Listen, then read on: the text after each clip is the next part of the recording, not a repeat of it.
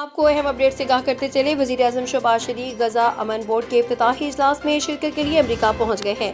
ترجمان دفتر خارجہ کے مطابق وزیر اعظم کو امریکی صدر ڈونلڈ ٹرمپ کی جانب سے بورڈ آف پیس کے افتتاحی اجلاس میں شرکت کی باضابطہ دعوت دی گئی تھی۔ ترجمان کے مطابق وزیر اعظم 19 فروری کو واشنگٹن ڈی سی میں ہونے والے بورڈ آف پیس کے افتتاحی اجلاس میں شریک ہوں گے، جہاں غزہ کی موجودہ صورتحال اور قیام امن کے اقدامات پر تبادلہ خیال کیا جائے گا۔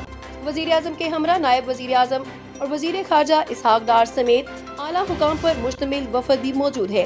دورے کے دوران وزیر اعظم کی امریکی قیادت اور دیگر شریک عالمی رہنماؤں سے اہم ملاقاتیں متوقع ہیں۔ امریکی صدر ڈونلڈ ٹرمپ آج واشنگٹن میں اپنے نام نہاد بورڈ آف پیس کے افتتاحی اجلاس کی میزبانی کریں گے، جس میں غزہ کی تعمیر نو، حکمت عملی اور مالی وسائل کے اعلان پر غور کیا جائے گا۔ اجلاس میں دنیا بھر سے مدعو کیے گئے ممالک کے نمائندے شرکت کریں گے۔ وائٹ ہاؤس کی جانب سے باضابطہ طور پر 50 ممالک کو بورڈ میں شمولیت کی دعوت دی گئی تھی۔ ذرائع کے مطابق اب تک 35 رہنماؤں نے دلچسپی ظاہر کی ہے، جبکہ 26 ممالک باضابطہ طور پر شامل ہو کر بانی اراکین قرار پائے۔ کم از کم 14 ممالک نے دعوت مسترد کر دی۔ افتتاحی اجلاس کا بنیادی ایجنڈا غزہ کی تعمیر نو کا جامع منصوبہ ہے۔ غزہ کی پٹی گزشتہ مہینوں کی شدید جنگ کے باعث بڑے پیمانے پر تباہی کا شکار ہو چکی ہے، جس کے بعد انسانی بحران نے سنگین صورت اختیار کر لی ہے۔ امریکی انتظامیہ سفارتی سطح پر جنگ بندی اور بحالی کے اقدامات پر زور دے رہی ہے۔ توقع کی جا رہی ہے کہ امریکہ غزہ کی انسانی ہمدردی اور تعمیر نو کی کوششوں کے لیے رکن ممالک کے ساتھ مل کر $5 ارب کے فنڈ کے قیام کا اعلان کریں گے۔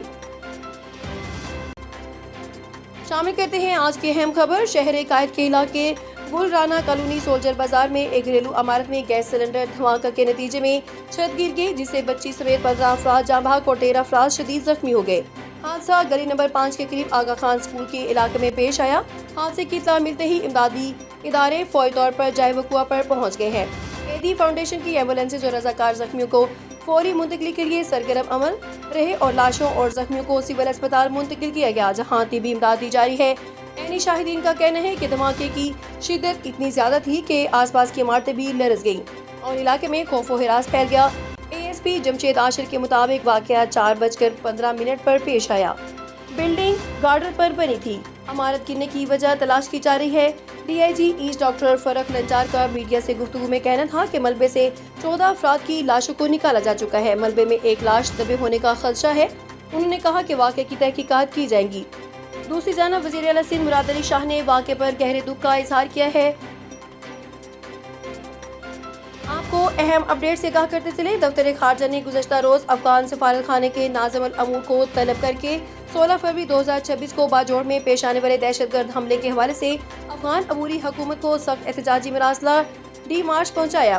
واضح رہے کہ دہشت گردی کے اس واقعے میں 11 پاکستانی فوج جوان شہید ہوئے تھے۔ پاکستان نے باجوڑ میں مسلح افواج اور قانون نافذ کرنے والے اداروں کی چوکی پر گاڑی میں نصب خودکش بم حملے، جس کے بعد مسلح فائرنگ کی کارروائی بھی کی گئی، کہ شدید ترین الفاظ میں مذمت کی ہے۔